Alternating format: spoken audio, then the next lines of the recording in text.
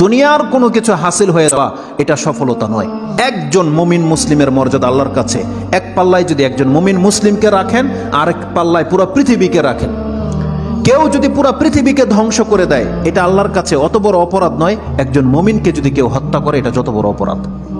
তাহলে একটা মানুষ তাওহীদের উপরে যারা আছে তাদের মান মর্যাদা এত, আল্লাহ বলছেন অতএব তারা যেন দুনিয়ার জন্য নয়, বরং তারা ওই পরকালে জাহান্নাম থেকে মুক্ত হয়ে যাওয়ার সেই রাস্তা যেন তারা অবলম্বন করে। কারণ সেই দিন যাকে জাহান্নাম থেকে শুধু বাঁচানো নয়, দূরে রাখা হবে। ওয়াউদখিলাল জান্নাহ, আর যাকে জান্নাতে প্রবেশ করিয়ে দেওয়া হবে, আল্লাহ বলছেন ফাকাদে ফাজ, এই হলো সফল কাম। কারণ জান্নাত এমন একটা জায়গা, এটা হচ্ছে চিরসুখের জায়গা। একবার শুধু কোনো ব্যক্তিকে জান্নাতে ঢুকিয়ে দিলে জীবনের যত পেরেশানি আছে সব দূর হয়ে যাবে, সব দূর হয়ে যাবে। তাহলে পরকালের ব্যাপারটা হচ্ছে এমন। আল্লাহ বলতেছেন সেই দিন যাকে জান্নাতে ঢুকিয়ে দেওয়া হবে, আল্লাহ বলছেন এই ব্যক্তি হচ্ছে সফল কাম। তাহলে এই সফলতা আসবে কিসে?